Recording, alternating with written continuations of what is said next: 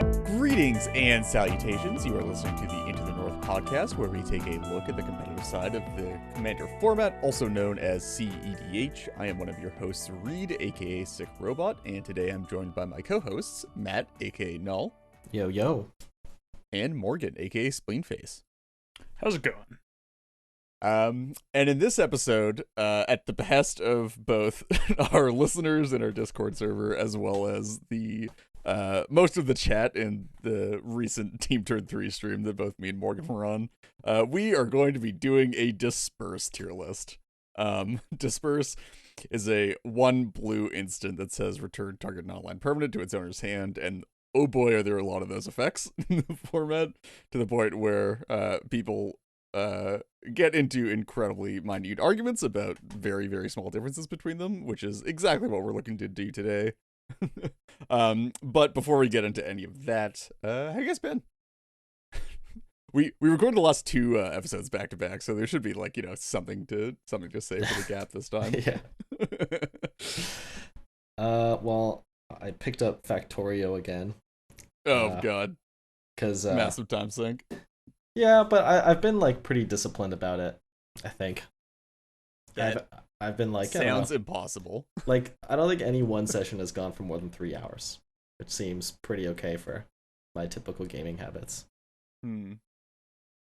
By session, do you mean you went for 3 hours, got a meal for half an hour, then came back and played another 3? No. I carried on with my day. Wow, that's legitimately impressive. And it keeps it interesting, at least. At least I feel motivated to come back. Yeah. Definitely burnt out last time. Yeah. I went and played CEDH with real people in my physical presence at a game store. Yeah, you did. It's been a while since I've done that. It's been a hot second. That was it's been almost 3 years, huh? 2 years? Yeah, besides the one-off things, 3/4. Yeah, I think we canceled it was March? February. No, it was. Oh, did we cancel in February? Wow. I think we canceled the late February. We were gonna do one of the weekend gatherings, and someone was like, "Yeah, maybe we shouldn't." And then yeah. Maybe we had one in March. Everything shut down on it was early mid-March, was the 12th or something, but yeah, we may have had one the week before, but I don't think so. Anyways, I guess we could shill the Discord. We definitely should shill the Discord. Yeah. Okay. So that will be in the description for this episode. Anybody that's in Toronto or is in the Toronto area at all, or if you're passing through Toronto or whatever, there is actually now a Toronto CDH Discord that you should go join, which is where we're doing organization for, organizing weekly play groups and stuff like that. I think we're trying to get Sundays locked in at a face-to-face games if you're in the area. I think starting at 1 o'clock to whenever. So I if thought you're it was around, that, but anyways, is it? Oh yeah. Check the Discord for the latest in events. 11? Like that? Anyway. Anyways, it doesn't matter. You do that, but yeah, definitely come by, join the Discord, come hang out. It's a good time. We actually we had a pretty good turnout for the first session. We had 7 people show up. Yeah, which is not bad for something that came together in I think it was less than a week. So yeah, that happened on a Friday, right? And I was like, oh man, I want to go Thursday or a Thursday, yeah. Because I remember seeing we should do Sundays, and I'm I didn't even think to check the Discord until Friday night, and I was like, oh damn, missed it. Next time. Yeah. Shout out to Toshi, who took the initiative to actually do something. Yeah, really. Because I've always been we should start those up again, and then just not taking action. Never got back to it. I honestly think having someone actually do it. I honestly think moving off of Facebook was a huge motivator. I just had zero incentive or want to actually interact with the Facebook group ever. Not because the Facebook group was terrible, because just Facebook is a terrible platform for that stuff. I guess not. We should have a Twitter group. Discord's better. Oh god. Twitter is the best platform. Right? What are they called? Twitter has subreddits now, right? Yeah, whatever. Unless Elon also got rid of that team, in which case they probably don't anymore. Spaces? Are they called Spaces? He's gonna He's gonna kill Twitter and save democracy. That's my latest theory. I believe it. All right. Murdering himself. So getting into housekeeping, we would like to thank our new patrons as always. We have one for this week, and that is Jack P. Thanks, Jack P. Thank you, rock. Jack. Bring it back. Much appreciated. Of course, we can't really do well. I mean, we could do the show without our patrons, but it would be nowhere near as fun. And the sport lets us actually do, like gameplay, which is really cool. And I think that we really enjoy it, and I think a lot of our listeners and viewers have really enjoyed it. So Yeah. it really helps us to actually like do that kind of stuff, do like ambitious projects. Absolutely. For sure. Cool. So with that out of the way, let's get into the main topic. So we have a bunch of disperses and a tier list, and we're just gonna roll right into it. So We're the first assuming thing you all know how tier lists work at this point. Yeah. Hopefully, we've done 2 of them so far. Green means good, right? Yeah, exactly. Yeah, exactly. Just further down the alphabet you get. So I think the core cornerstone that we talked a bit about, or actually like a decent amount before the show, is where do we put actual factual disperse?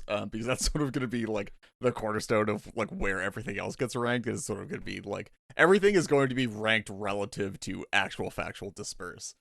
And what we settled on was disperse is going to be basically the line between C and D tier. So it's going to sit at the bottom of C tier for this entire tier list. Anything worse than disperse is going to go into D, and anything better can go into C or higher, if that makes any sense. So since everybody's on board, let's get rolling. Right, Morgan, first, would you like to read some? Yeah, first up, we've got Boomerang. So this is definitely a classic. It's a spell with a storied history in Magic, and it is blue, instant, return target permanent to its owner's hand. So a little harder to cast, but hits lands. And man, what a play pattern that card has. It's so much fun in 1v1. you know you're in for a good old wholesome fun game of Magic when your opponent taps blue and casts a Boomerang. Targeting your land? Oh yeah. Yeah. Yeah, I'll play this Azorius Chancery. Okay, cool. Untap Boomerang it. Cool. That's basically worst case scenario.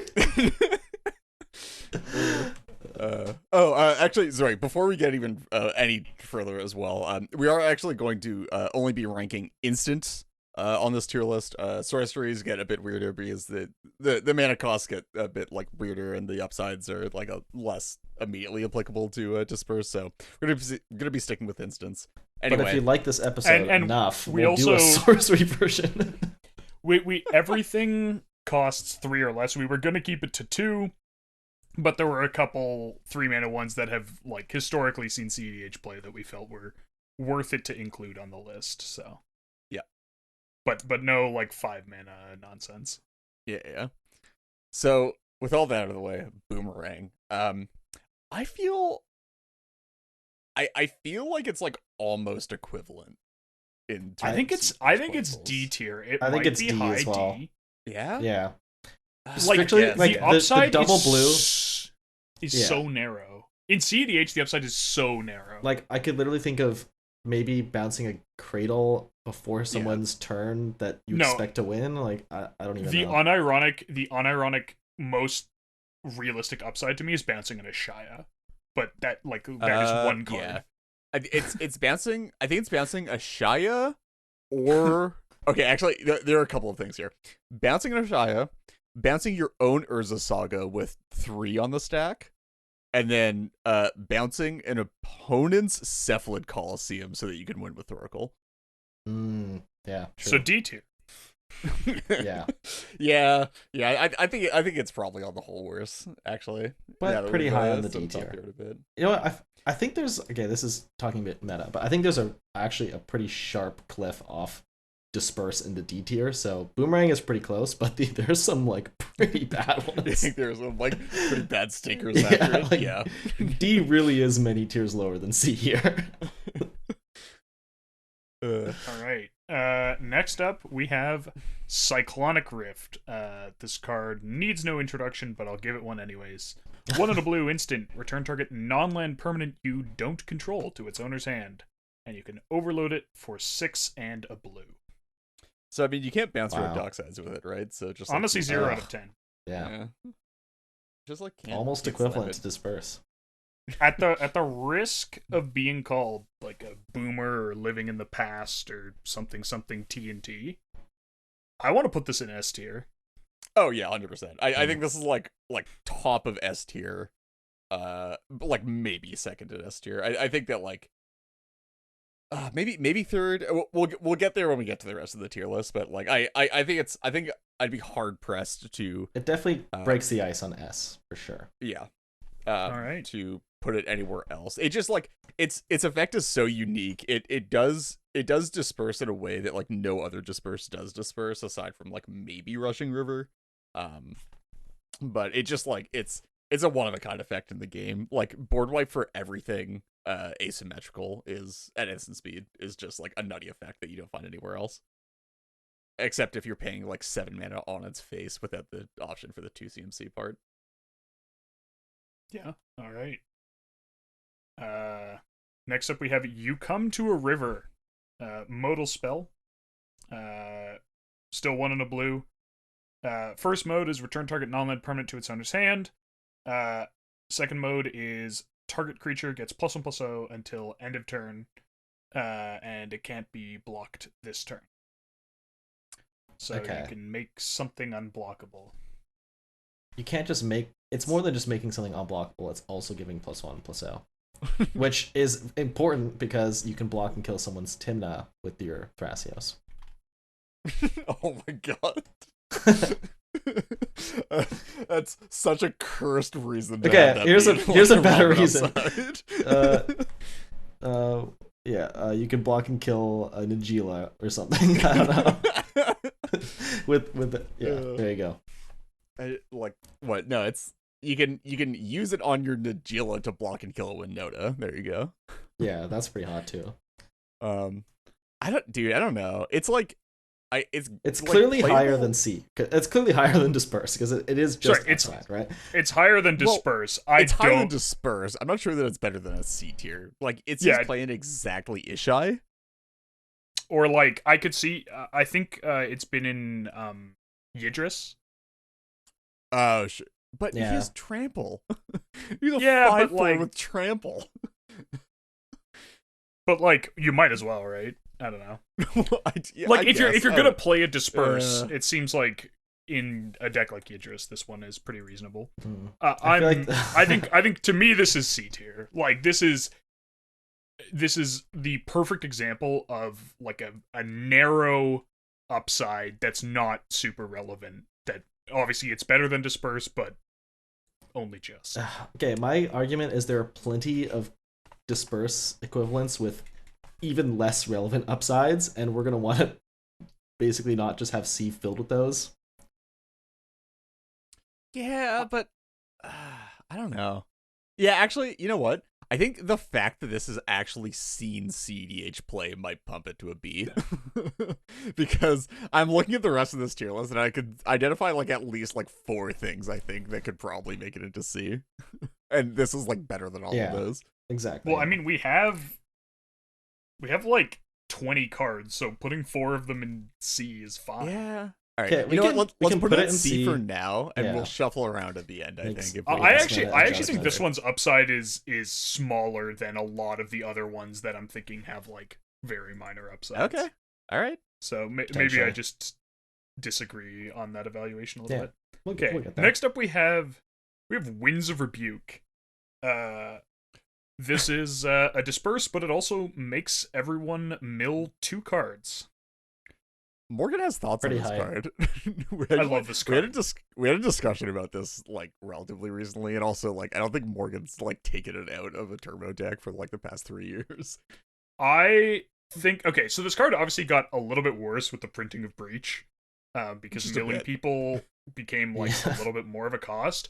But in terms of upside, Desperation stuffing a top deck tutor is up there, and It's, it doubles as a win outlet in like certain shenanigans decks that involve like infinitely casting spells. you can just mill everyone out. If you have like a Eternal Witness loop or some nonsense going on, loops with endurance under infinite mana. So I really like this one. I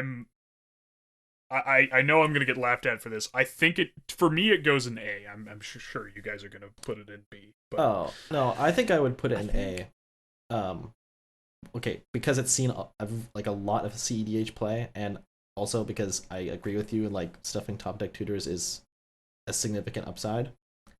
That being said, though, the win condition argument I feel like is pretty loose because there's so many jank, like, infinite card outlet type wins that are already in your deck. You don't have to put wins in for that. Especially since it has been printed, right? Like, I feel like we've gotten a lot of just like incidental win outlet stuff relatively recently, after wins was printed. But yeah, I think stuffing top deck tutors is actually like probably, in terms of like the disperses that aren't totally broken or like don't totally like change how you view the effect, I think it's like a pretty top tier secondary ability. Yeah. Like not S tier, but like it's definitely like it's definitely like a disperse with upside. Like, you look at Winds of Rebuke and you're like, I'm playing this as a disperse. You're not like playing it as like a Psych Rift. Like, you sure, yeah. When you play Psych Rift, you're not like, I'm playing this as a disperse. You're like, I'm playing this as Psych Rift because Psych Rift is busted. Yeah. Right. All right. Yeah. Nice. Next up, we have Machine Over Matter, which is a new card. It's a disperse, but it costs 1 less if you control an artifact creature. Notable artifact creatures in the format. There aren't that many of them. Esper Sentinel, Cody, Phyrexian Metamorph, if you're feeling spicy. Armix, true. Silas. I guess Silas is technically an art, but no one ever. When's the last time someone's controlled a Silas? Honestly, yeah, honestly. I mean, I may have played a game a few days ago where someone cast Silas like 5 times, but whatever. Dude, casting Silas is basically foretelling your disperse, right? Exactly. It wasn't 5; it was 3, but still a lot of Silas casts. It's actually hilarious that, like, I think if any deck would play this, it would be Shorokai, except for the fact that Shorokai isn't a creature a vast majority of the time. yeah, that is kind of funny. It's just, like, this one's weird to me because the upside is so powerful, and like, it reads like there should be a place for it, that like you can get it consistently and feel good about playing that deck and also playing this card. But like, there just really isn't. I don't know. Yeah, I mean, it's unfortunate for Cody that it doesn't cost 1 to trigger it. I still think it's like conceptually playable, but did we say we said Urza, right? Oh, that's true. Oh, we definitely didn't say Urza. Oh, yeah, that is very, very true.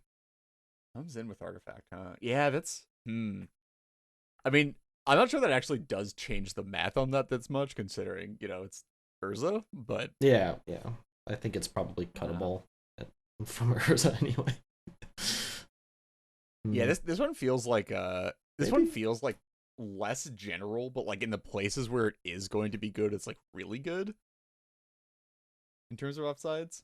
But like it's just like a super narrow like range where it is actually like you can actually have the upside. Well, here's playing a good deck. Here's a question: if you have an artifact creature in play, is it better than Winds? Oh yeah, 100%. I would take them. I would take the mana over like pretty much any marginal upside on any of these, I think. And then I guess the conditions, so it's not particularly common. So I could see this being a B, solid B. Yeah, I think the narrowness sort of like limits it to a B. If there was like a really good artifact creature commander that really wanted it, I think it could probably crack A. But I think as is, it's probably just B. I think definitely like if we live in a world where there's an artifact creature commander that's actually good, then it moves up to A for me as well. Yeah. Like if Rograk was an artifact, ignoring all the other problems that would contribute to. But if Rograk was an artifact, then this would be like A tier, maybe S, right? Like But for right Or even now, like I feel like Rograg feels like a bit of a cheat, but like yeah. even Sure, yeah, if Timna was an artifact, I'd like yeah, really like this a lot more. yeah, yeah. Yeah. Okay, next up we have possibly the most controversial card on this list, Chain of Really? Vapor. Oh, not necessarily in terms of where we rate it, just in terms of what play patterns are socially acceptable. Oh. That's fair. So, return target non-land permanent to its owner's hand. This only costs a blue. Then that permanent's controller may sacrifice a land. If that player does, they may copy the spell and choose a new target for that copy. So, It's immediately S tier. Like I don't think there's like a We know it's question of S. the ranking of this card. Yeah. I and guess the question is it better than Cyclonic Rift? And I think I have my answer. I think it is. Yeah. I think like Cycrift is a really, really good effect, but like Chain of Vapor is just so much more than a Disperse, right? Like it's a ritual. There's like politics stuff that can go on. Like you can like in like really desperate situations, you can get like multiple things off the board if everybody works together. Or you just get multiple things off the board I because feel it's like just like 1 minute. It's just so good.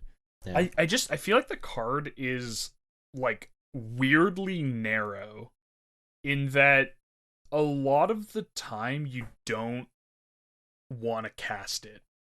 Like things can just go horribly wrong. Okay, can I like I think Chain of Vapor is overplayed, and I think the context where like it's super narrow is because you've forced it into a deck that shouldn't play it.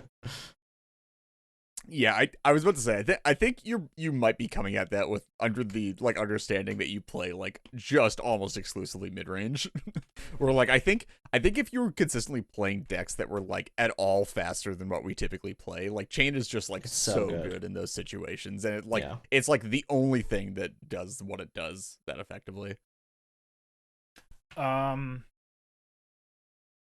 Yeah, I guess like I feel like the thing that makes it hard for me to put this in S tier is that to me there are a lot of decks where you really don't want to put it in. Where like with Cyclonic Rift, it's in the decks where it's not good, it's not nearly so bad. Yeah, like you might be like, I don't know, you're you know, overloading Cyclonic Rift isn't super isn't super realistic in, you know, your like Timna Crom deck or whatever. And like that is true, but there's like very rarely going to be a time when you're playing Timna Crom where there's a Cycrift in your hand and you're like, I really don't want to put this on the stack right now. And that's going to happen all the time with Chain of Vapor in like the opposite like mid-range decks. And that like really to me but it's makes it hard to put it in S tier. It's just I feel like that gets so offset by how good it is in the decks that it is good in, right? Like Cycrift is only so good in a given deck. Like it's a really great upside, but it's like only so good. Even if you're doing like Cradle big mana stuff, like you're not gonna have the mana to cast it until later in the game, or like overload it later until later in the game.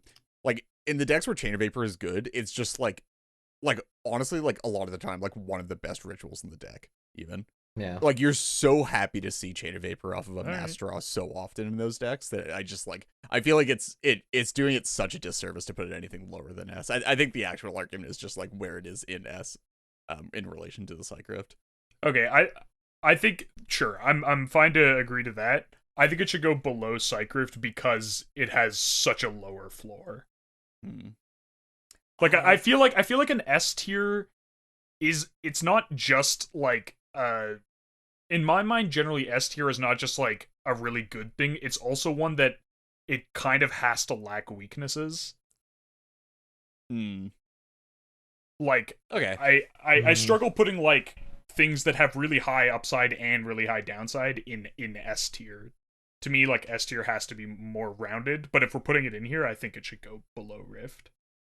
I think I'd personally put it above Rift, but I think I'm fine to just sit on this for now. Yeah. And I disagree with the like high upside and low downside argument a little bit. I think you definitely have to consider the context where it's played. All right. in terms of like, especially when you can like, especially when seem to be like outvoted. if you're like tutoring for it instead of just like naturally drawing for it. Like I feel like having a Chain of Vapor, having like the first Chain of Vapor in your deck is like might be for those decks way more important than having like the first Psych Rift effect. True. Okay. Yeah. Next up, we have Into the Royal, which is a Disperse, but you can kick it for an extra 1 and a blue to draw a card. So legitimate question, when's the last time somebody saw it kicked into the Royal in a game of CDH? I think does the act of kicking into the Royal immediately mean that game is no longer a CDH game? Yeah, it might have been 2015, probably 2016. Kick myself in the kick my into the Royal. So I played this card most recently in the MLC 2021 edition because we were only allowed to make 5 swaps, and it didn't quite. There were 5 swaps I wanted to make more from the deck list I started with. What? And every time I drew it, I just got angry. D tier. No, okay. I think like honestly, like it could be worse than Disperse just because it baits you into thinking you get more value out of it, so you just hold it until you can kick it. Okay, to me, as much as I hate it, the upside is real, and to me that means it has to go in B tier. Like drawing a card is like actually a relevant effect. No, it is a relevant effect. I feel like it happens so rarely that it's just stuck in C. Like if I'd ever seen one kicked successfully, then like maybe, but it just doesn't happen. I feel like also, I don't know. I feel like most CDH decks are so well prepared to draw that extra card when they actually need it, and this is. I did also rarely, like. I did kick it once when it was in Calamax very briefly. That felt good. Yeah, that sounds pretty good. If you're copying it, sure. I gotta feel like You Come to a River actually has a more relevant upside. This is what I'm saying. Like I think Into the Royal is actually just like less relevant than Unblockable a large part of the time. What? Like you're playing both. You have to play one of them and only one of them in your Tymna deck. Which do you play? It's gotta be Into the Royal because no. Here's why. Because maybe this is just like my idiosyncrasy as a player. I don't think I could ever psychologically convince myself that making something unblockable was better than holding it to bounce something relevant. But if you're like, I'm just not willing to pay that opportunity cost for like a Tymna draw. But like you're paying opportunity on Into the Royal by holding it so that you can eventually get a draw off of it. No, but what I'm saying is that like, in order to take advantage of its upside, I don't have to forego the main reason I'm playing the card. Okay, at least with Into the Royal, you can draw your top tutor post-combat with your Tymna and then tutor and cast the Into the Royal to draw what you tutored for. Oh, God. We're coming up with increasingly just arcane situations with these upsides. Honestly, it's only gonna get worse. I don't know why I'm complaining already. But yeah, like I genuinely cannot see myself ever thinking I would rather make this creature unblockable this turn than have this Disperse for when I potentially need it in the future. You know what? I'll accept above. I'll accept above You Come to a River, but I won't accept B tier. I'll give you like top of C tier currently. All right. But drawing a card is actually good. I would ditch a You Come to the River to block and kill a Tymna with my Thrasios any day. Oh yeah. Just Doom Blading a Tymna. Relevant. I guess the +1/+0 is hilariously potentially more relevant than the unblockable in most decks, yeah. CDH is a weird format sometimes. Okay, next up we have Echoing Truth. Disperse that also hits all other permanents with the same name as the thing you targeted. So, first of all, gotta get it off my chest. Mandatory. Pauper All-Star. Oh my god, I've played this in so many Pauper sideboards. So good.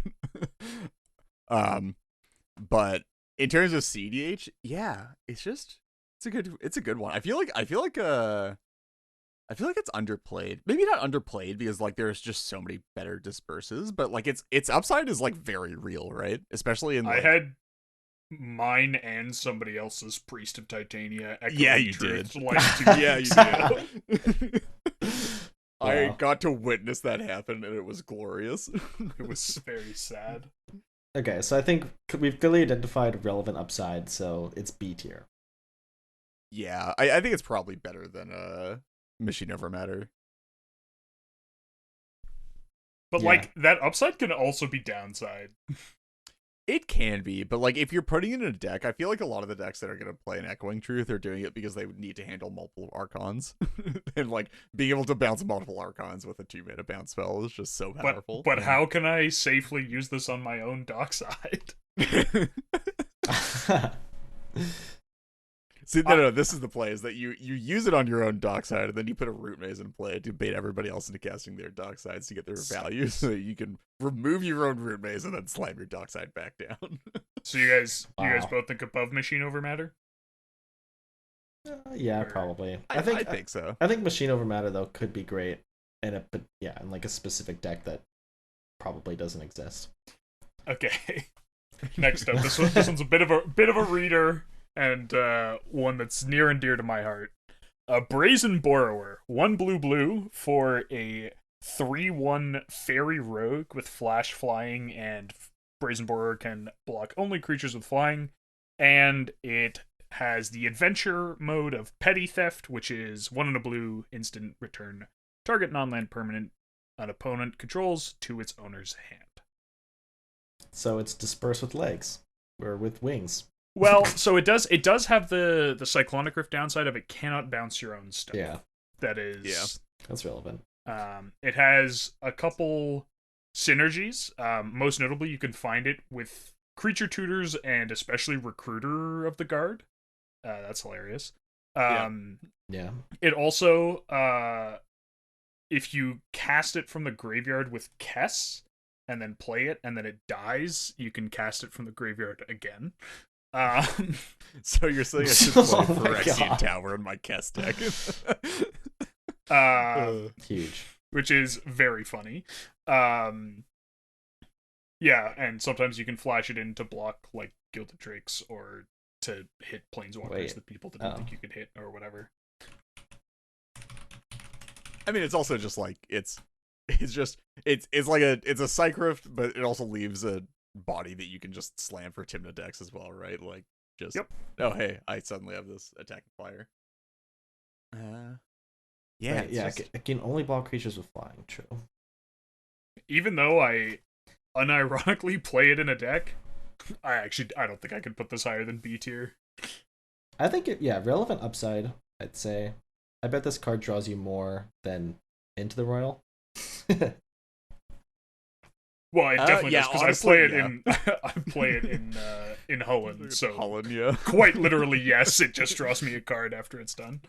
But I don't have to hold the mana to kick it when I want to use it. But I was actually thinking, like, in the decks that really, really want it, like maybe it's A tier, but I feel like it's so limited in scope of like where you actually want it over other I think I options. would actually want to put it in A tier if it could target your own stuff. Like if it was truly a disperse, if Petty Theft was literally just disperse, I think I would actually put it in A tier. But given that it's not, I think it goes in B. B, yeah. Is it Yeah. above Echoing Truth? I'm not sure. We're gonna get absolutely roasted for this take if we We're put it in. we're gonna get we're already being completely clowned just for the Chain of Vapor discussion. Yeah. I feel like Echoing But- Truth is a little better.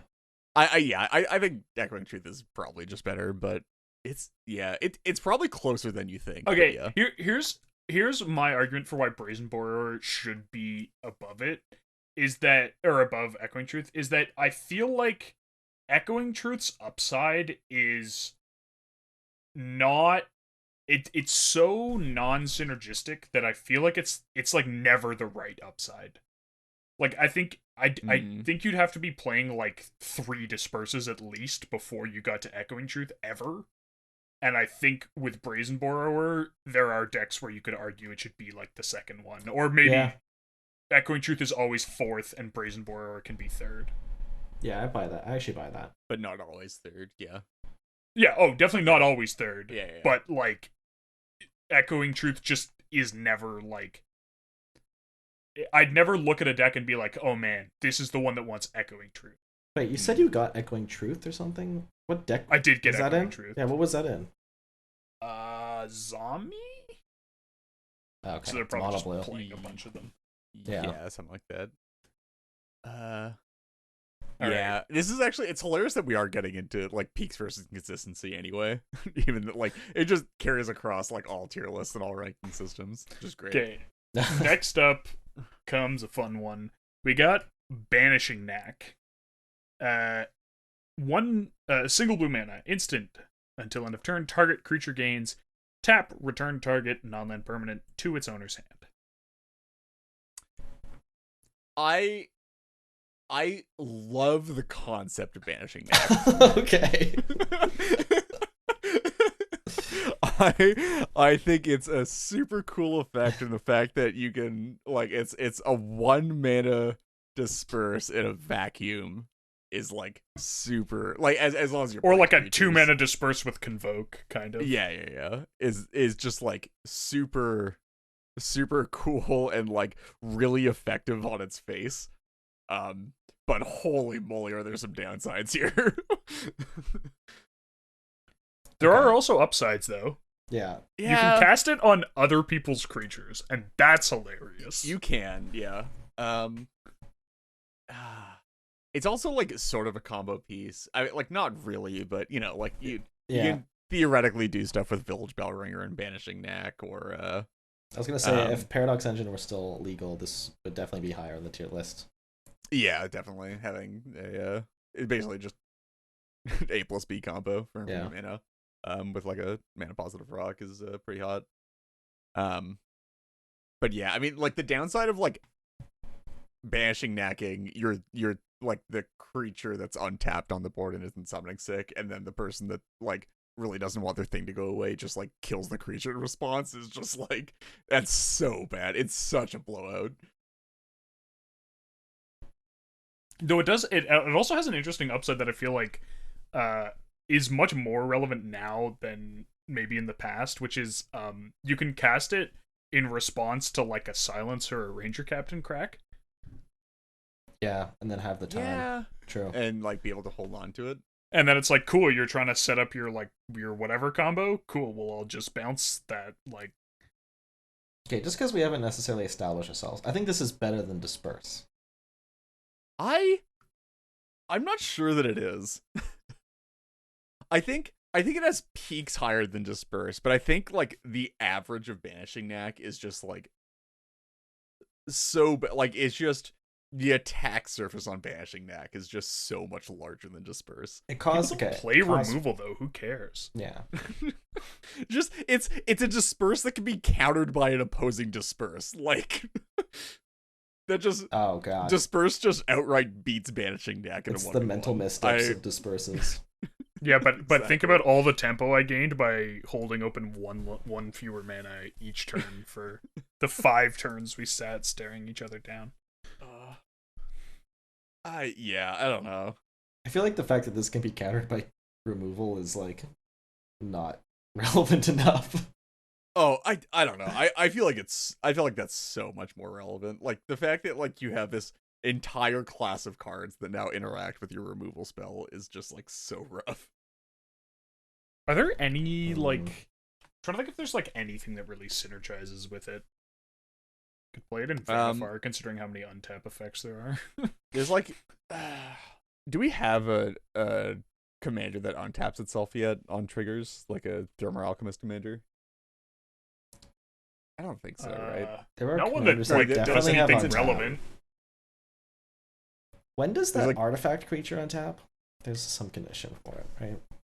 Wait, which artifact creature? Extremely irrelevant. It's like the 4-cost Traxos? one. Traxos, yeah. Oh, it's I- whenever you cast a historic spell, but also Yeah. it's colorless, so Yeah. If Traxos was mono blue, just combo with Banishing Knack. Yeah. Mana positive rock. That'd I be guess hot, the only but That'd be only sick. one. Yeah.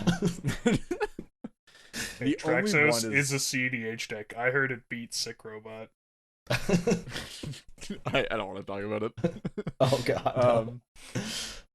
Yeah, so like the only one is Grimgrin, which is not a combo because you have to sacrifice a creature to untap it. So, I mean, like I could certainly see that it's not a combo, but it's still like good.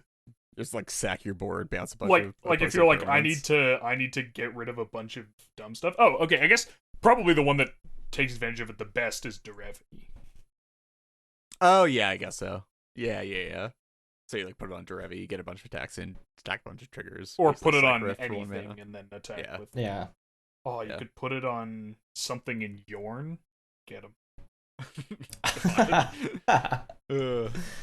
Yeah, I don't know. I have a hard time believing that this is better than Disperse, and if it is, I think that like the downsides are just too restricting for like how narrow the upside is a lot of the time.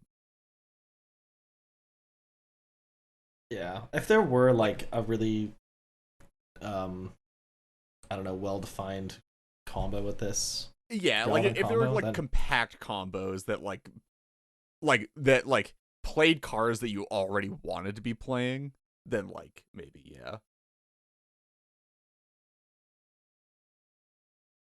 So we're putting it in D. I think it's like top of D. It's so close. Like, This is man. a hard one for me. I like Yeah. I'm so conflicted because the arguments for why it's trash make a lot of sense to me, but also like again, similar with like Brazen Borrower, I can see myself putting it in a deck one day, and I never see myself putting Disperse in a deck. You know? Right. I think if it is C, then it's like just above Disperse, like just barely. We tear it in half, we put half of it in B and half of it in D. Yeah. Here, wait. We'll add Retraction Helix. We'll put one of them in B and one of them in D. Yeah, it'll target the Brazen Burrow and then go into the graveyard, which is D tier. Above Boomerang? Yeah, I Yeah, think it's above gotta Boomerang, be. Yeah, It's gotta Okay. yeah, because it actually has upsides. Okay. Next up, we have Rite of Undoing, which is 4 and a blue, instant return target non-land permanent you control and target non-land permanent you don't control to their owner's hands. It has Delve, so it's like an Aether Trade Winds with Delve. Yeah, it's a weird one. I gotta think that this is below Disperse. Yeah, I'm feeling D here.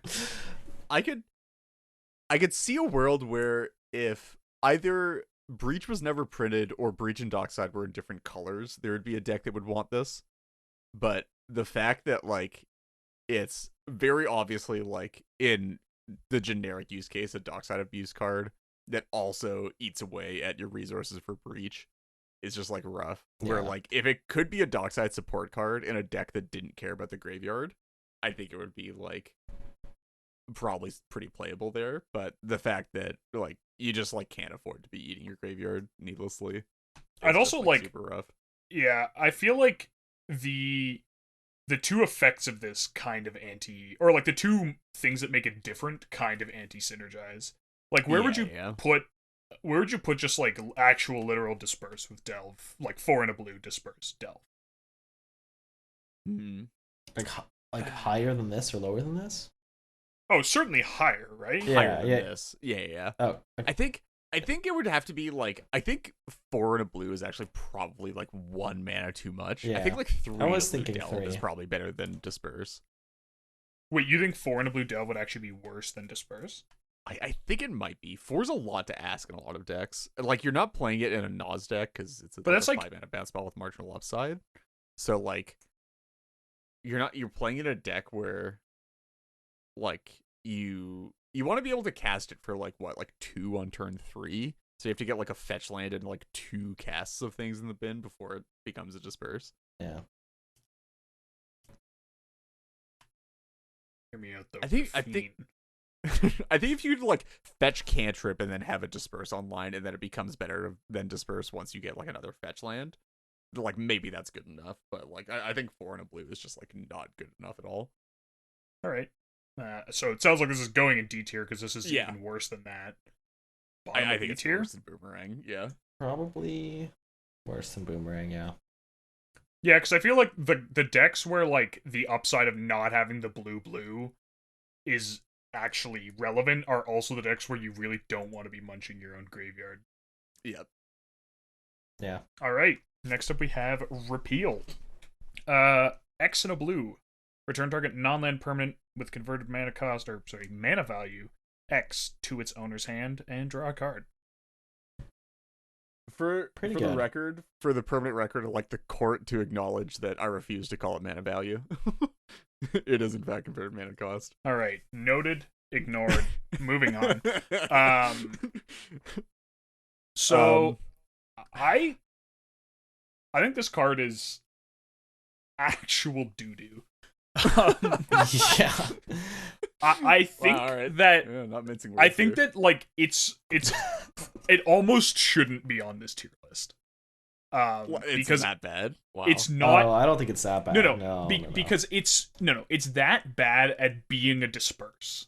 Mm. Yeah, Like so if you want this to bounce card a is Crom, for bouncing yeah. your own crypt, and I think unfortunately in this format, like the drawing a card by bouncing your own crypt is not like good. You would rather have it just be way more efficient at bouncing your own stuff versus like Yeah. or having, like draw a card tacked on. or like sorry, I guess like in a vintage storm deck, when you have 60 cards and you have 4 of a lot of your relevant cards, drawing a card can be like really important, but I think the variance on a single card draw in CDH is so high that a card like Repeal just feels like you can't rely on it ever to find you anything. And you can't even look at your hand that's like, I don't know, Ponder plus Repeal and think this will find me gas for the mana I'm making this turn. Right. And so like I would never start a chain involving a Repeal unless I knew I had it already, in which case the card draw is like kind of irrelevant. Mm. Like other than I guess with like exactly top deck tutors, but Yeah. I guess like the place where Repeal is actually like sort of decent is when you're making copies of it. But like I guess it's a pretty narrow use case. I did not like it in Karkashima for what it's worth. Karkashima, yeah. You just like don't have enough permanence in that deck to actually like feed it. But even like just randomly bouncing other people's stuff and like all of it, I just always felt like it doesn't. I mean, like it's blue, right? Which I feel like makes it kind of suck in that deck. I don't know. I don't think there are decks where I like this card. I think it's playable in like Elsha, where like removing a card off the top of your deck could result in more than fair. The benefit of drawing a card. Yeah, or like Reality maybe Chip in as like well. chip stuff, but like Chip's not a deck, so well, Chip in the command zone isn't a deck, yeah. Chip is not a win con. Okay, new Urza definitely. Okay, sorry, there are like okay, 3 fine, new Urzas. Fine. New blue white one meld with Power Stone Urza with both like Mind Stone and Big Stone Urza. I'm gonna rebuild Kickar and I'm gonna put a chip in it, and I'm just never gonna hear the end of it from Reed. Correct. Yeah. I'd say D-tier? probably D, but I think that it's I hard think to say I'm that it's fine to worse than put it Boomerang. above Rite of Undoing. I think it's worse than Boomerang at being a disperse at the very least. Yeah, okay. Yeah. If that's the line, sure. I think that checks out. As a generally speaking, I think it'd probably be better than Boomerang. General applicability. Okay, next up we have Depart the Realm. It's Disperse, but you can foretell it and then cast it for a single blue. I think this might be the most marginal upside of any of the disperses that we have on this list. I was thinking the same thing. By a pretty large margin. Weirdly, the more I think about this card, the more I want to play it. It's just, I just hate it. It's like if you're holding up mana anyway, you probably have a sink for it, in which case you don't want to foretell this because you want the option to sink that mana into something. And if you do want to foretell it, then like it's just not that different than like that probably means you have excess mana anyway and you're just sort of looking for something to do. And then it also just loses to like, sorry, it doesn't lose to Draneth, but like if you like foretell it and then like you don't really want it, like want to spend it at the time and somebody plays a Draneth, then you just like put your fucking Disperse in exile for no reason and suddenly you don't have a Disperse anymore. Okay, but like what if someone casts a wheel? Then you feel like a genius. I also feel like, and like, I don't know, maybe this is unfair because, like, you could obviously just reveal Disperse in your hand if you wanted to accomplish the same thing, but people knowing you have it is like, it makes them less likely to commit stuff that they're worried might get interfered with. Like, there's Except a weird for political Draneth. element there, and like Yeah, maybe but maybe they're gonna that's think that it's the other one though, right? Like they're going to think that it's Mystic Reflection. Like nobody you has have ever, to- you have to run both. nobody has ever seen a foretold card in CDH and been like, that's not a Mystic Reflection. No. What's it called? The new one, Delayed Blast Fireball. But Oh sure, I guess now, yeah, but yeah, I mean, you could just tell them, you know. But I mean, I guess you could do that with anything. yeah, exactly. It's just like, So this is a C tier. yeah, I Yeah, think it's for C sure. and like I don't think it directly edges out. above Disperse. Yeah, I don't think it edges out. You come to a river. It edges out exactly zero things. Like it's like it sits directly on top of Disperse, and I'm not sure it'll ever be dethroned from that position. Okay. That being said, I actually like feel like this being cast for its foretell cost is a lot more probable than anyone kicking into the royal.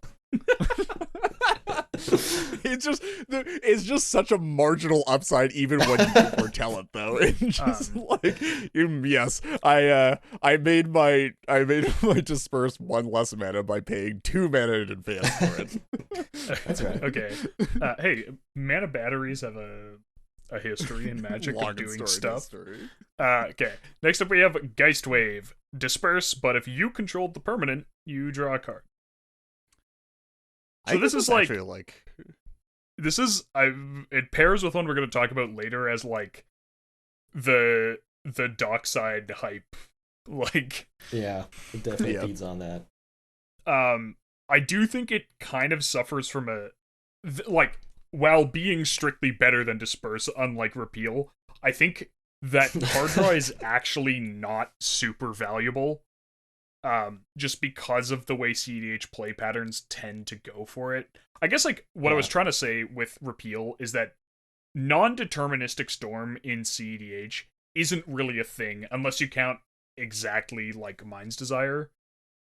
Like you don't have the sort of thing that other storm decks have in other formats where you're playing things that make mana and drawing cards and drawing towards your win cons. And so like when you aren't playing like that, this draw card is just not that useful a lot of the time. Because if you're like using this to bounce your own dockside, you probably already have the cards to win in your hand. Yeah. Again. But I think this is a relevant enough upside that I'm certainly happy to put it in B tier. It is nice to know that you can commit your dockside though before you cast your top tutor. Yeah, that's what I was about to say, is that like when you have this plus like top deck tutor, like it makes it so much more appealing for bouncing your dockside, right? Yeah. Or like just your own stuff in general. I think it beats it like, into even the bouncing royal, a crypt. but I don't know if it makes it into B. I think it might make it into like the bottom of B. Yeah, that's what I was looking at. Like just the bottom of B, but I think it makes it there. Yeah. I don't know. Drawing a card is just like, imagine playing this in a black deck. Like really, like it's gonna get edged out by so many other cards. It is also it does do a thing in Krakashima in a way that like doesn't suck as hard as Repeal. Like it basically does what you want Repeal to do in Krakashima without like sucking when you need to use it as just a regular Disperse. Yeah. Okay. But I think if we rank cards by the delta between regular play and Karakushima play, then we have an incredibly different looking tier list here. Fair. Also, Cool. Gorfar, anyways. Okay, next up we have a new one, and possibly is this the least disperse on this list? Oh yeah, I think so. I mean, I think you could actually argue that repeal or right of undoing are less disperses, but one and a white, spicy. Exile target non-land permanent for as long as it remains exiled. Its owner may play it. A spell cast by an opponent this way costs 2 more to cast. So first of all, the Sick. only non-blue disperse on this tier list. Which instantly Also- jumps it up. Oh yeah, but also it's just really good. Like Yeah. Yeah. it just does disperse like really well. Yeah, like the Um, floor on this, other than like the incredibly narrow downside of you want to bounce your own dockside and someone has a Draneth, the floor on this is that it's a disperse that makes the thing you bounce cost 2 more. It's like a weird melding of like disperse and elite spellbinder. Is that what it's called? Spellbinder, yeah, Yeah. Spellbinder. Yeah. Which like that's sick. Like I would Yeah, that it's hot. It's also in white, so like if you have the Draneth, it's just like way better disperse, right? You're just like, cool, I'm like locking your thing away forever. Have fun. I guess the one other downside is you can't bounce things in response to wheels. Yeah. That is a I think that's a marginal upside though, just because like I think there are fewer and fewer decks these days that are like both on wheels and like on Putting things in play that you actually like, care but- about. yeah, exactly. Or just like burning like both on wheels and like burning my disperse in response to said wheel or just like before said wheel, right? Yeah. Like it's Wheels are just so out of favor. I just don't see it. I mean, they're not. I They're- no, people I are- don't think people are that's true. playing It's wheels, but- it's decks with white in them with wheels are like not like particularly common right now, aside from like exactly blue farm and like maybe some 5-color stuff. I feel like 5-color stuff even a lot of the time isn't really playing wheels right now though either, because you just No, but have, like what I'm saying is if you're playing a white deck and you're playing like against a wheel deck, right? yeah. But I yeah. think this card is pretty sweet. I think it's like a Definitely a solid B. Yeah, Oh, okay. I definitely want to put it in A.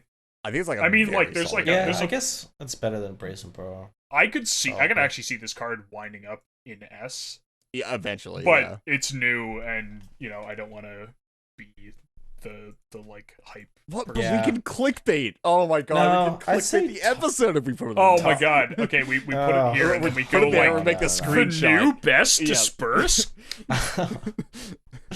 I think it beats out Wins too, Yeah, I think it almost Yeah. certainly beats out wins. but it's nowhere close. I to guess, Cyclonic like, Crash. honestly, Like, I think like part of it, I like wasn't even really counting the fact that it's white, but like that is also kind of nice. yeah, it's nice to it can't be tap blasted, and you a can non-blue play it. land and Yeah, tap with Yeah. artifact mana too. Yeah, Be able to like cast it off of a scrub land is actually like insane in It's 4-color great. decks.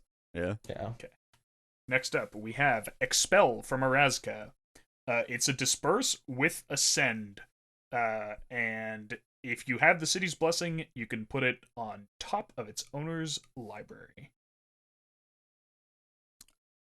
So What? this is honestly this is F tier because it's something you have to track. 0 out of 10. Yeah, honestly, the fact Fuck that this you have card. to. Well, no, okay, hold up. No. So the tracking sucks, but the fact that you get to announce when you cast it of "I have the city's blessing," And then is you get just- to get out that little shiny token and put exactly. It's a weird. So okay, are there any blue decks that actually produce enough bodies that makes this relevant? Like, except Oh. from exactly Najila, I guess. it on. Orvar? Dude, City's Blessing is not that bad.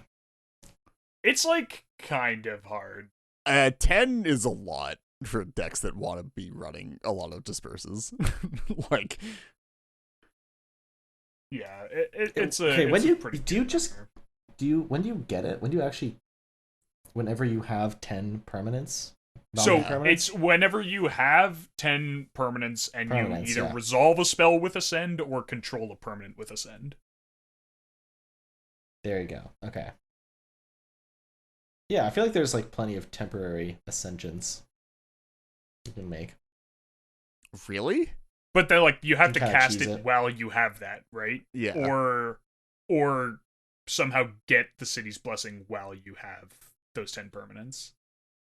Which means you either need another card with Ascend, or, well, yeah, basically means you need another card with Ascend.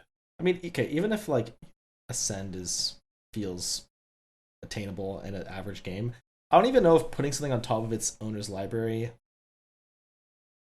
is that good. It's not. That's what I'm thinking. Like, I actually don't think the upside is even particularly good here. Like, if you want it for yourself, that's like a. I think if it just did that, it would make probably A tier for me. Oh yeah, 100%. The issue is that like but you're jumping through so many hoops for like an effect that isn't actually even that much better than Disperse. Okay. Yeah. So, what are we feeling? B or C? I think it's a C. And I don't think it beats out You Come to a River. This is it almost. You guys are so high on You Come to a Yeah. River. I mean, it's just the combat just matters so much more often. okay. it's the next real up, Disperse in this list. It's honestly, it's just the modality is what gets me, right? It's just the fact that like you actually get a real effect if you need it, Yeah, rather than like all these other effects where it's like, yeah, you get like this very, very, very marginal upside, like if you have these restrictions. Dude, it's literally creature removal, it draws cards, and it bounces things. Wow. Okay, next All up we right. have. Okay, let me know when you put it in your Thrasios Timida deck. I will. Next up we have Compelling Deterrence. It is a Disperse, but if you control a zombie, if you control a zombie, then the owner of that permanent discards a card. So I'll be upfront and also completely self-owned ahead of anybody else getting in before me. I've been a stan of this card for like literal years. Also, I have never put it in a deck. Oh god. Okay, let's think of all the zombies that are played in CDH. Okay? Crom? Yeah. Huge. Great. Huge. Yeah, cool. Crom is huge. Yeah. Yeah. All right. He's also in the art of the card, right? Or is that a different? It's a Or- different zombie. It doesn't have two heads, just four Oh, armed true. Yeah. scab. Okay. There's gotta be another. I feel like I went through a list of them recently. Here's, greater than equal to blue. Okay, so God Eternal Kefnet was one for a bit, but nobody plays that deck anymore. There's Verino, which nobody plays anymore. Yeah. Okay, to be fair, like making your opponent also discard a card is a pretty big upside, but I mean It's huge, that's what I'm saying. but this condition is just like never met in any practical term. It's just never relevant. The only other one is like it's basically just like Tormod. It's like Tormod and Crom basically, and nobody plays Tormod either, so it's just Crom. Okay, I actually think Foretell is more relevant than this. Yeah, as much as I want to simp for, maybe actually really, I don't know. The peak is just so good though. If you have a Crom in play and you cast this, and you can just like get something out of somebody's hand, it's just so good. But what if you want to Like, bounce your own dockside? 0 out of 10. Somebody's empty-handed, you just get to get them. Maybe Crom Thrasios would play this. Or like, is it Crom? Is it Grom? Yeah. Crum Would you even Jessica? partner I it? feel like I saw that deck somewhere. Crom, yeah. Wait, Grom, did they? Jessica. Yikes. Do people change that? I feel like there's another thing in the command zone now. Anyway, yeah. On principle, I sort of refuse to let it be put below Foretell, but I totally understand why it would be. Like the upside is there. It's just like really hard to turn on with the commanders that we have access to right now. Like now that I know that this card exists and it synergizes with Crom, I'm not gonna look at a Crom and be like, "Fuck, I better not go down to one card in hand." Okay. Yeah, you know what? Fair. Just immediately proven wrong for my instincts. Yeah. All right. Next up, we have Alchemist's Retrieval. which casts for a blue, and it has return target permanent you control to its owner's hand, and you can cleave it for 1 and a blue to remove you control. So, downsides. It's missteppable. That sucks. I hate that. Yeah. Upsides. It only costs 1 when you're bouncing your own stuff, and this one is huge in a very specific deck. It effectively triggers Cody. Stack. Yeah. So you can disperse something, like full disperse something while still triggering Cody for 1. Which is pretty nice. I feel like the fact that you can, like, in a pinch go mana positive on a mana crypt is actually, like, pretty important with this. Yeah, or a mana vault. Oh no. Like a mana vault or a crypt, right? And just one extra mana when bouncing your dockside is really nice. Yeah. You'd also, like, mana fix with a Mox, right? Like, you like bounce, like, if you need to turn, like, a blue into a black or something. Yeah. Like, I mean, that's copium, but sure. Yeah, that is hyper copium, but, you know, it's like that. Like, there are upsides here that are, like, not immediately apparent, but, like, definitely, like, make themselves known in a game. And, like, I feel like it's like similar to Geistwave in ways, but the upside is just, like, more relevant for the effect that Disperse is versus drawing a card, if that makes sense. Yeah, because you know how to evaluate the upside. Yeah, exactly. Yeah. There's no uncertainty as to, like, what the outcome of the card is going to be, and it makes it, like, way easier to play around and, like, use optimally. I honestly think that, like, this card should potentially... I think a lot of decks that are playing Snap might actually... this might actually be correct. Particularly ones that, like, in something like Najeela specifically, where, like, the fixing is kind of important. Yeah, not, and you're, like, playing, like, Wild Growth and Utopia Sprawl, but... Yeah, but in, like, the Rog size of the world, I could actually... I kind of like this one. Yeah. Although the misstep is a bit of a concern. But, like, are they really gonna misstep an Alchemist Retrieval? I guess if it's, like, a massive dockside, but I feel like there's what I'm saying is, like, you go to misstep, like, the Null Rod. Or sorry, you go to Retrieval the Null Rod and it gets misstep. Because it seems like, is always 1 on the stack. Or, like, Retrieval, like, a Rule of Law, which is the big one, right? Like, you try to Retrieval a Rule of Law and then it gets misstep. Yeah. But I still think I like the top of B tier. I was thinking, yeah, like, maybe, like, bottom of A, top of B, something like that. I'm actually pretty high on it. I can't possibly let you guys put this into A. That'd be crazy. When you actually want it to be a Disperse, it's so low. But it's it's still a regular just Disperse. Yeah. Oh God! It's not an additional cost. I thought it was an additional cost. Yeah, alternate? I was like, why are you guys talking so much about this card? Yeah, no, it's yeah. Wow. Okay. Nice. Well, we've got that on tape. So, would you like to revise your thoughts? Yeah, this will take a sec. Okay,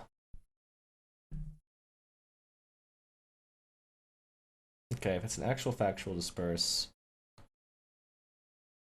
Other than it can be. Yeah, I don't know if I can. Okay, I could see it being bottom of A then for that reason. Yeah, right. Like, it has arguments for bottom of A. I honestly thought I was gonna get pushed back on top of B, but I think like top of B is still, like, totally acceptable to me. I'm just, like, I'm feeling an A tier, but, like, I wouldn't complain about it being put in top of B if that's what Matt thinks. Also, like, definitely of all the ones not that we're, you know, balancing this for content, but, you know, yeah, or anything like that. B tier is probably gonna be more full than. Okay. Next up, we have Perilous Voyage. And this is return target non-land permanent you don't control to its owner's hand if its converted mana cost was 2 or less scry 2. So this is absolutely nutty in exactly Elegeth. Because it's a Disperse that draws 2 cards when you have your commander out. Alright, so D tier? I think that's basically top of S. I think this one's actually, like, probably less talked about than it probably has a right to have been at one point in time, but, like, I don't think it's actually, like, good enough to see play over most things. Just the fact that you can't bounce your crypt is like real rough. I feel like the number of things that my opponents control that I want to bounce that cost 2 or less is like 0 things. Right.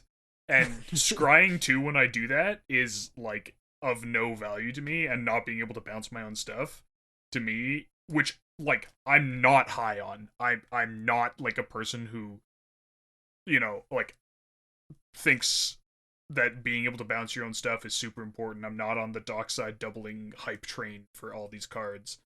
But like I actually think the upside on this is lower than being able to bounce your own stuff. Oh yeah. And I want to put it in D tier. For sure. Yeah. Okay.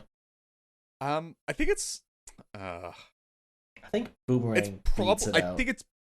I think it's better than Boomerang, just because I think like just the fact that you're not gonna get mana screwed when you try to cast it is like such a huge thing in relation to Boomerang. I guess that's true. Yeah. Like I would much rather not be able to bounce my own stuff versus like just not be able to cast the card, like, period. In a lot of cases. Yes. In all cases. Okay. And the last 3 we have are but Morgan, I think it's better than Boomerang. I don't know if you think it's worse. Okay, sure. Yeah. Do you think it's worse? Anyway. I have no thoughts. It's worse than Disperse, and that's really as far as I got. Yeah. So, our last 3 are... I think these ones are going to be a little hard to rate because they are 3 mana. Like, actually 3 mana. But we'll try our best. We wanted to include them just to round out the list. Okay. First up, we have Rushing River, which is return target non-land permanent to it's 2 and a blue instant. Return target non-land permanent to its owner's hand. If you paid the kicker cost, return a second or another target non-land permanent to its owner's hand. And the kicker cost is sacrifice a land. It's something that you're basically always going to be able to afford. Well, sorry, maybe not afford, but you're almost always going to be able to kick it if you need to. You're always going to be able to pay. Yeah. I really like Rushing River in relation to a lot of the stuff that I'm looking at right now. Like, it's just the fact that it can be a mini Cycrypt for like way less mana is just like seems super powerful in relation to all the other effects that you get for around the same mana cost. The fact that you only need 1 blue makes it feel a lot less like 3 mana than the other 2 do. yeah. Especially because you can like refund its mana cost as well, right? So you can like Rushing River something and then like sack a land and bounce your own crypt to make it like an effective 1 mana disperse. Yeah. I hate this card. It's better than this. It's got to be better than Disperse. It's okay. I think it's better. I think it's like clearly better than Disperse. I think it's clearly better than like everything in B tier, honestly. Oh, I very much do not agree. Yeah, I think this being like the poster child of C. While the upside is real, I think the downside of it costs 3 is for most of these, the upside is not like relevant that often. And I feel like this is also true here, where like it solves exactly 2 problems and that's worth it, versus like I just want to bounce 1 thing and it costs 3 and I hate that so but much. Like it can solve 2 problems, or again it can like refund itself. Like refunding itself is like such a huge thing. Sure, but then it's a sorcery. And like a mid-rangey kind of dockside type deck where I feel like you would potentially consider this card. Like are you bouncing stuff before you're like bouncing stuff in your main phase before you go off? Like that just seems like a worse play pattern than just bouncing into the end step, in which case I'd like much rather have it cost 2. Yeah, but like the idea that like you can do that play pattern if you need the extra mana, as well as the fact that like you can just solve multiple problems with it, is like pretty huge. Yeah, but like all the times where you're thinking like I need to hold up interaction because I don't want to die, and your interaction is fucking Rushing River. Yeah. Like I don't know. It feels almost like like I see how people came to really high evaluations on this card, and it's like they think of it as a silver bullet and not as like an A interactive spell. disperse. Right. And like I don't actually think that that's like an appropriate way to evaluate a card like this. Hmm. Like I don't know where I would put Psych Rift if you couldn't cast it as a disperse, but like it would be pretty freaking low. Yeah, but I mean, like that's such an extreme case compared to like paying the 1 additional mana for this, right? Yeah. Like I actually don't agree.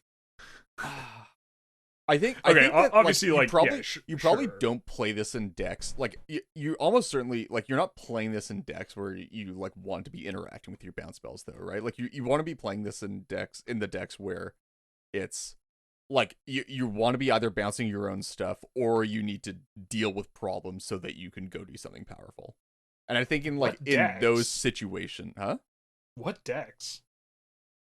Just like on it, like I mean, okay, I think the issue with like some of the evaluation of Rushing River is that it's been like completely displaced by stuff that's outside of this disperse category, where like it's sort of like been displaced by like like Dam, March of Swirling Mists, that kind of stuff.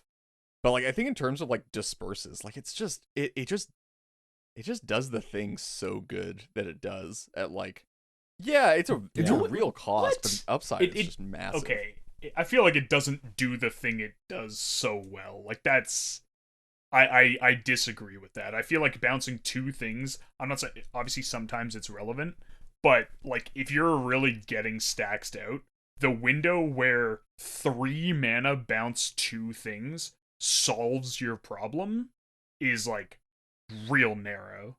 Hmm.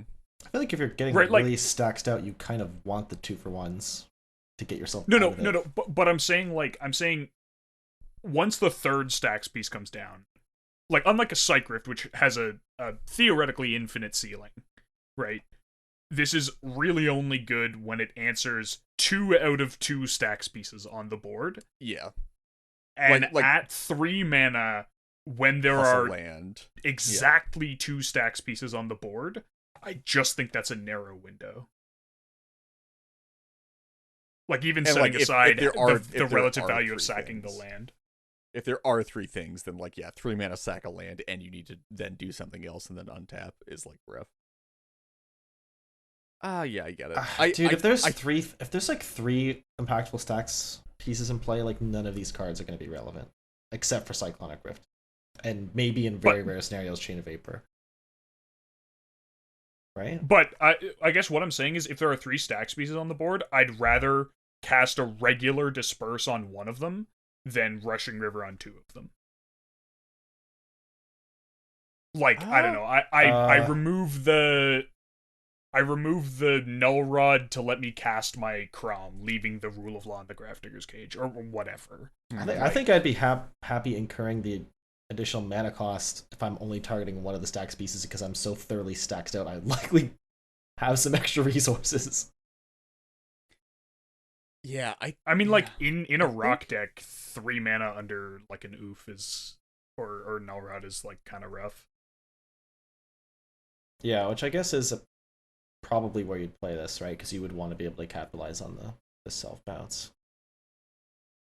I don't know. Dude, a rock deck having 3 lands in Also, play is, it like, just gets countered, and then you just 2-for-1 yourself. that is the rough part. I think I would probably personally put it in like upper B, lower A.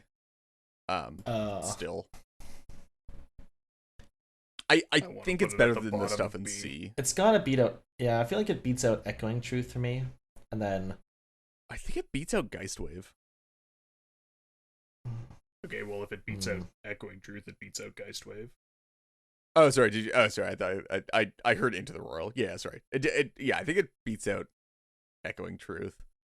I think like maybe the discussion is like whether this or Brazen Borer is like more relevant much of the time. Where like Rushing River probably has like Oh a God. an amount of can't wait to hear. consistency. okay, putting Brazen this. Borer is I like want to leave more Brazen crucial to Borer the at the decks that top it's in. because I want to hear the malding at the vitriol putting Brazen Borer above Rushing River. Honestly, you know what? Sure, engagement. I'm Yeah. down. I For the sake probably of engagement. I There's no probably such thing as believe bad publicity. I probably believe that this beats up Brazen Burrow, but I understand. Okay, next up we have Capsize, which is 1 blue blue, return target permanent to its owner's hand with buyback 3. The I think double at blue one man There was a just time in I every was about to Magic say. player's career where they thought this was the single most broken card ever printed. yeah. They just got handled by a Capsize. Dude, I think the double I blue think is just if so we were bad. if we were doing a tier list like this like 5 years ago, I think this goes in A. I think in current year it's probably in D. I think I'd rather disperse, yeah. It's just Okay, it's so see, emblematic of this the is again where like separation. I feel like in most situations I'd rather a Disperse. I agree, but If you're again, playing I Mizzix could or Vadric. see a world where I put this in a deck, and I can't see a world where I put Disperse in a deck. I don't think that's. I think there's so much of the time that like I think if you RNG pick me a commander that has blue in its color identity, over 95% of the time I would play a Disperse over a Capsize. Oh yeah, I definitely agree yeah. with that.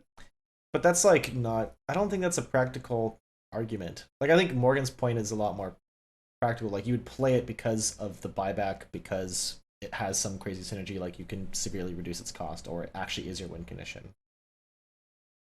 Yeah, it's just like it's just so bad even in that role. It feels like I don't know.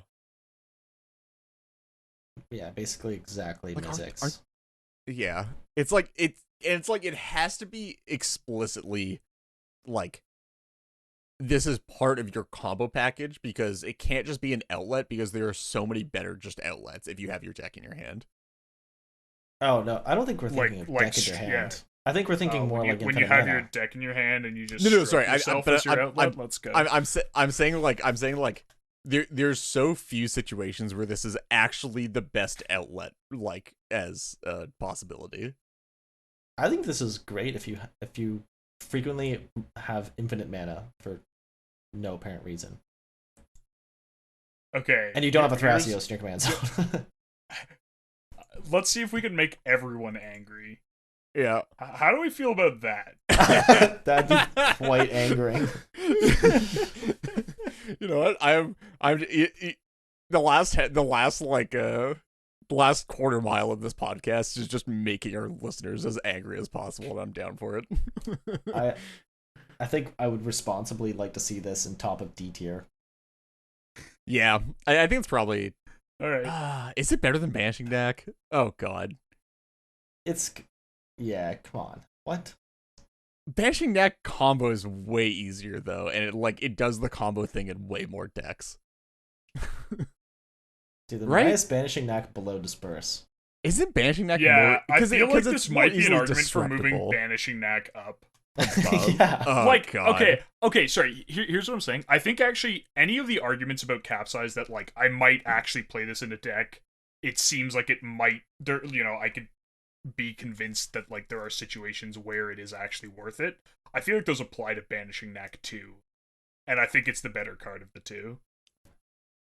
So like, Banishing knack beats up disperse, and then capsize stays. like I get that like the average I- is lower, but I think that the I would just put. I think I just leave Banishing Deck at like top of D. Like it's better than Capsize, but I don't think it's better than Disperse on like just a 1-to-1 comparison basis.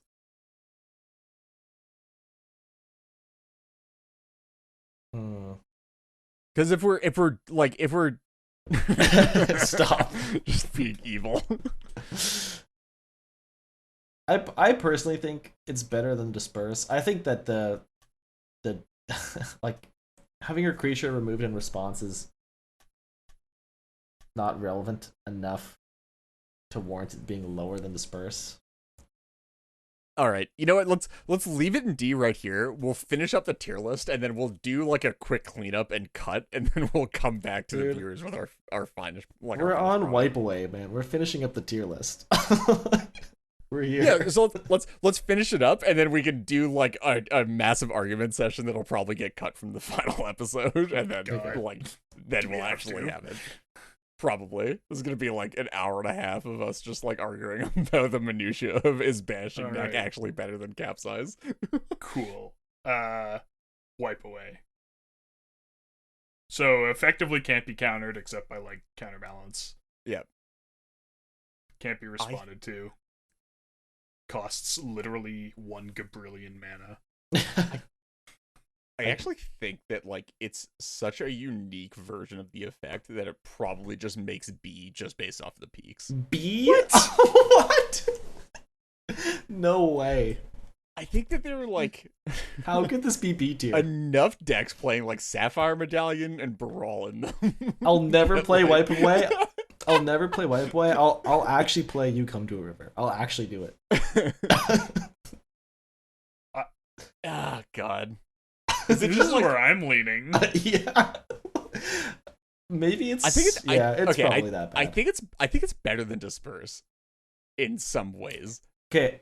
Here's maybe just a meta point. I think this card becomes less and less relevant over time, just strictly because like interacting in Magic is not like That's Split fair. Second is becoming less and less relevant as a way to combat interaction. Yeah, the amount of ways to protect yourself that aren't counterspells is like It's like good. It's like actual design language. you just now, start and your it's- combo turn with a veil or a silence. Every Yeah, set yeah. has a That's card. Fair. or- That's fair. Yeah. It basically is just a 3 mana bounce. Reed's fine. just living in the past. Don't mind him. I just have this dream of wipe awaying something with with my Urza in play or like my Hinata in play or something, and people just being like, "This sucks. I can't interact with this." But All right. like I don't know. Anyway, It's- I will accept its placement. Okay. I guess we'll start a discussion. There may be a bit of a cut here if we deem the discussion not interesting for listeners, but things we want to Yeah. move around. Actually, Yeah. okay, here's what like sort of I'll explain my reasoning on cards like Banishing Knack and Capsize. I'm kind of for each card, I'm giving it a score for like ceiling, average, and floor in my head. Like this isn't like exact. Yeah. But so a card like Disperse is just it's like C's across the board Yeah. for me. And a card like Banishing Knack is like an A for the ceiling. Honestly, like somewhere between a B and a C for the average. Because I think like Yeah. I'd rather have it once the game has developed, people have creatures. I'd rather have a Banishing Knack most of the time. And Yeah. then like obviously a D for floor, which is like the thing gets removed or It's there's like no a- creature. Yeah, it's like a D minus for floor. But to me that A makes it hard for me to put it in D, where like you can do like shenanigans with it, you know, some weird combo thing, you know, Paradox Engine, Jeskai Ascendancy, whatever, or like you somehow have untaps, or you play it and like get to prank someone through their silence. Like all of those things make it hard for me to put it in D tier. Actual D. Okay. Yeah, the fact that it has the self bounce mode in general, I think puts it higher than D. All right. So, do you think it jumps to C or do you think it jumps to B then? Oh, I Based think on it that jumps No, to. I think it upside. jumps to C. I think the C? average Okay. isn't enough better than Disperse, and like the floor is real. The downsides are real. But like, Alright. I think I'd be happy think- putting it like here. Yeah, I was about to say. That's where I was thinking too. Yeah. Okay. Then we have 3 drops, which suck. I think the Is something Perilous of the- Voyage better than them? than the 3 drops. Than the 3 drops? Actually, I'm not There's- going to spend mental energy ordering D tier. D tier can. I'm gonna skip say this. no. I'm gonna say no because like the I feel like the logic for Banishing Knack applies to these a bit, where like they have that high ceiling. They're just like a lot worse. I think their floor is right. Like the Or, like, floor their of average, capsize the average is worse like a than. C. Or sorry, yeah, the average is like not even a C. Like I don't think the average on Boomerang is a C, right? Sure. So I think the average on these is so low, but like the upside on this is like actually nothing. That's fair. Like, I don't yeah, care. that is true. Yeah. Okay. I think probably the only other point of contention on this list is probably Soul Partition. Not but not the Brazen Boar. We don't want to revisit. no, Brazen we're Boar just gonna Rushing, I right? think leave those there we'll- and make people angry. Yeah, I'm happy Okay. with that. I think if I were really, really being nitpicky, I'd D-rank Into the Royal by one slot, but Yeah, I think You Come to the River is actually a good anchor for C, Oh like a good God. delimiter for C and B. I can't believe this. All right. you could even All say right. low B. You could even say bottom of B. I don't. Well, okay. fine. Honestly, Okay, yeah, I refuse. No, I wouldn't. no. I wouldn't object to a low B. I would. I was And Just I on have the principle. mouse. Checkmate. 97% joking on that. 3% of me believes it should be low B. All right. Well, nice. I think I think we have our finished list. Okay, I guess I can. Machine Yeah. over matter for me is like, it's new, and that just makes it hard. I don't know. I'm like Yeah, a little I- uncomfortable with where it is, but I don't know if I want to move it up or down. I think it's in the perfect place of uncertainty where it's like it's just bouncing on the knife's edge of being able to tip to one side or the other, and that's a perfect place for a new card Yeah. like that.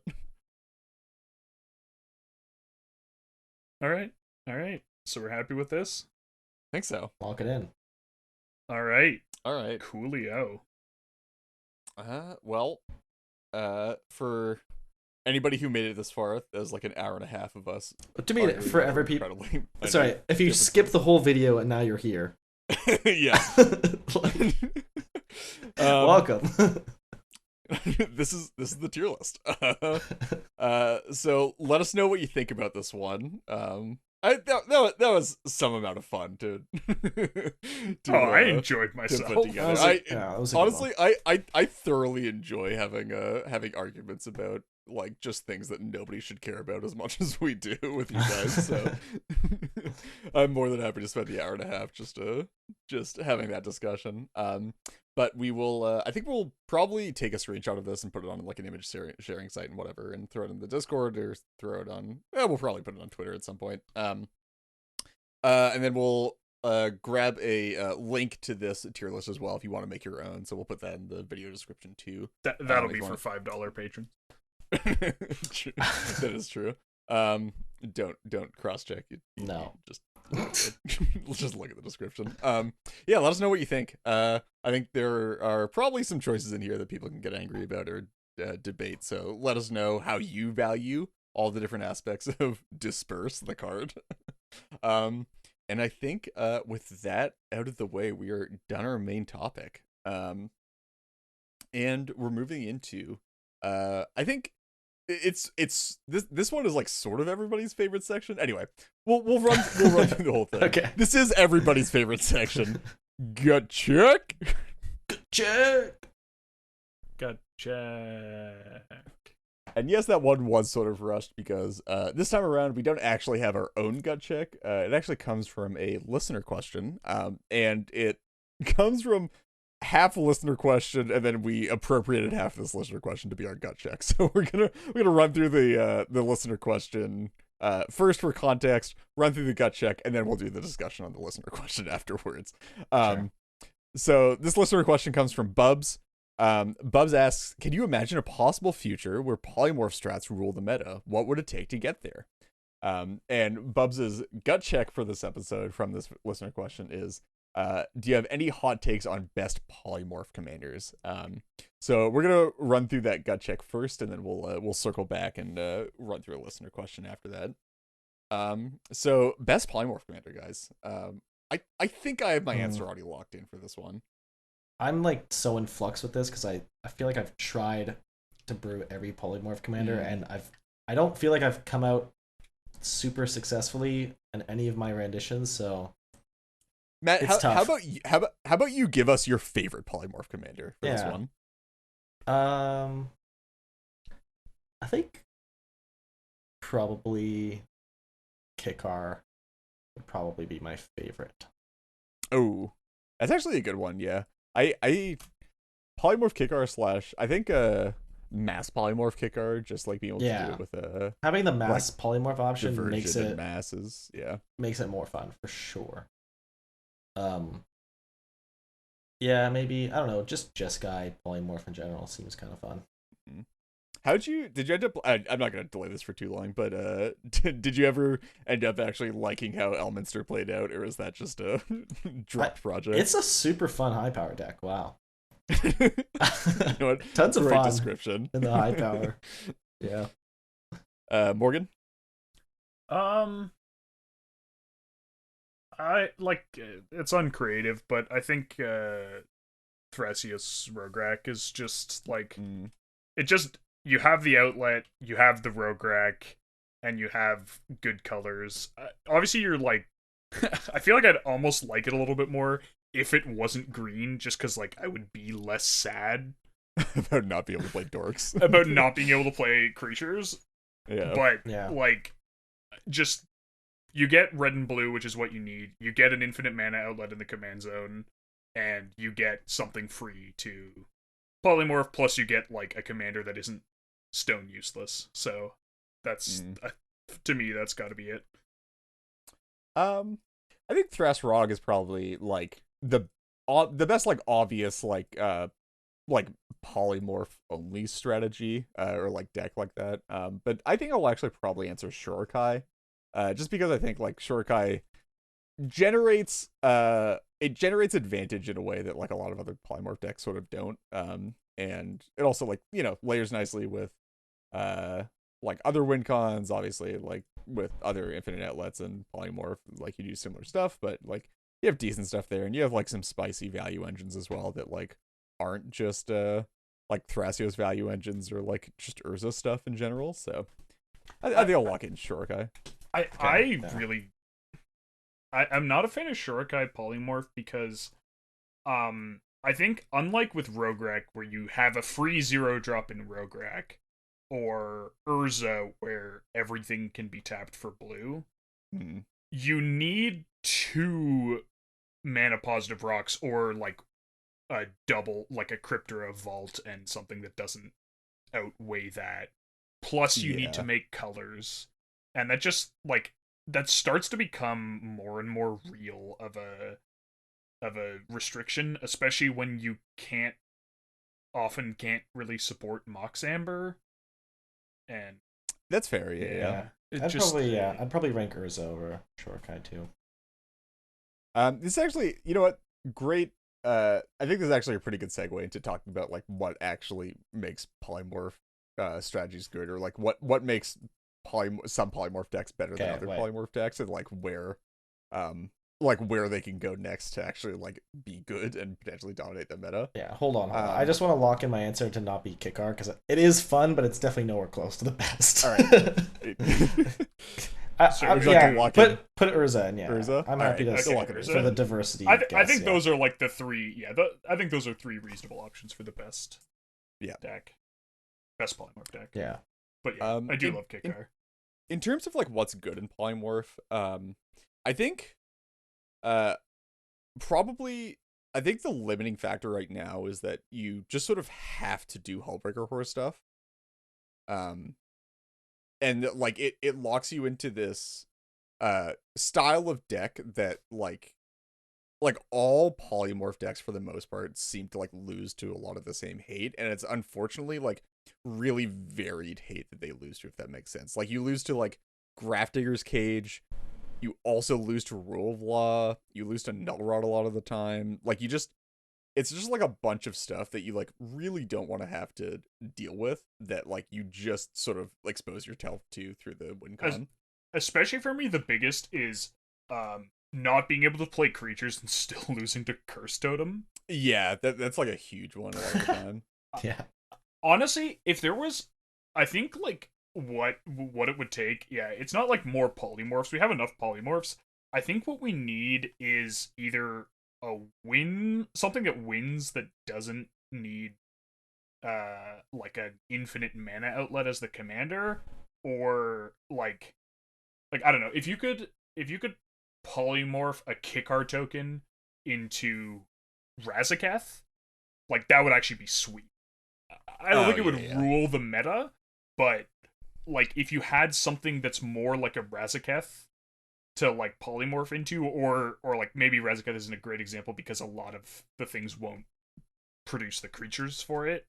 But I Yeah. think like if you could polymorph into something that somehow won the game without needing your commander to make infinite mana, I think that would be a really big upside. And like right now, I mean, I don't think that we're gonna see that card because I don't know what it would look like. Um, just like because they can't just print a card that kind of just wins the game when you put it onto the field. Like that seems like a No, Yeah. thing that they're not gonna no, print. no. But you could print like a cheaper mass polymorph, and then you can solve that problem by just generating two creatures, which Yeah, doesn't seem that's insane. fair. Just like We a divert, like print more divergence, and then Yeah, suddenly you have a divergent deck instead of a polymorph deck. yeah. Yeah. we And then currently have what, yeah. three? You have it's sort of three. Yeah, you have divergent transformations, mass polymorph, and synthetic destiny. Synthetic destiny is a weird one just because you always get it in end step, which is like not Which particularly like suitable a lot of it's the time. fine for But certain things. Like I think yeah. Niv Tandem Lookout is like Mm.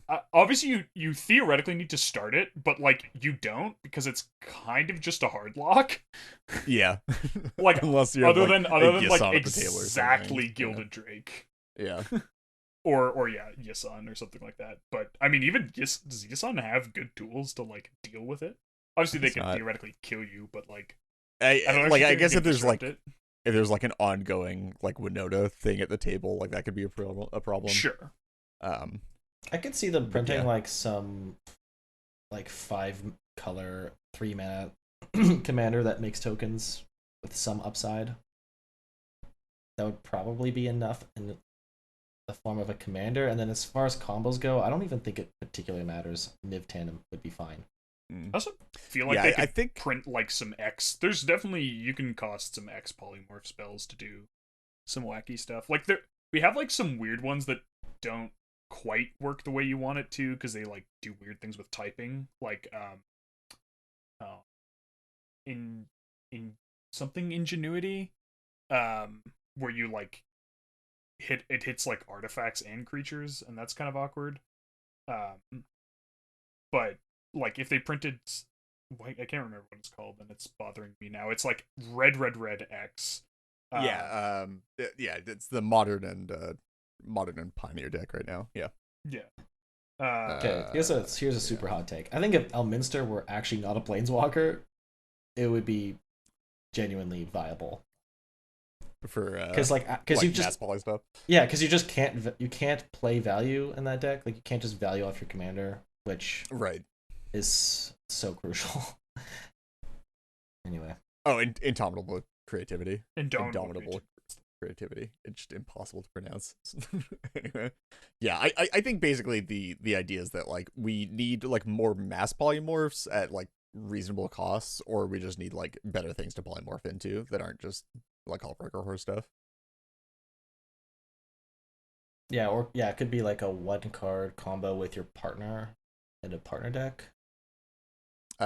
Yeah, like if there was like something decent to pair with Malcolm, that you could play polymorphs for, that wasn't Something Izzet. like that. Yeah. But yeah, you'd have to be like yeah, like if you could play like Malcolm Rog as a Grixis deck, well, I guess you just like wouldn't even do that. You would just like play Malcolm Rog, and that would be a busted deck. But yeah, like like if there was like maybe like Vile Smasher was like 2 mana instead, you'd play like Malcolm Vile like polymorphs or something. Yeah, Um, or like potentially they could print something like an Empty the Lab that wins with like a simple combo. yeah. Cool. I'm not actually sure that we'll get to. Yeah, we're already running pretty long on this one, so I think we'll call it there on that listener question / gut check. But again, reminder that for all of our gut checks, for all of our gut checks, we do have the voting available for them on our Discord server in the gut checks channel, so you can go check those out after listening to this episode and vote on all the previous gut checks as well. Go see what everybody else thinks about them and who you think on the podcast was correct in their answering of said gut check. But I think that about wraps it up for this episode. If anybody would like to reach out to us with any questions, comments, or concerns, you can contact us on Twitter at IntoTheNorthPod, via our email at IntoTheNorthPodcast@gmail.com, or on our Discord server, the invite link for which can be found in the description for this episode. An extra special thanks goes to all of our patrons who help cover the expenses for our show and allow us to work toward improving the quality of the podcast. If you too would like to become a patron, we're at patreon.com/IntoTheNorthPodcast. Another way you can support us is via our TCG Player affiliate link. So anytime you want to purchase something from a TCG Player, if you use our affiliate link, which is in the description as well, a portion of your purchase goes towards supporting the podcast. Thank you as always to the band Vox Cadre for our lovely podcast music, and to Nate Slover for our equally lovely podcast logo. Next episode will be out in 2 weeks. Until then, see ya. Bye.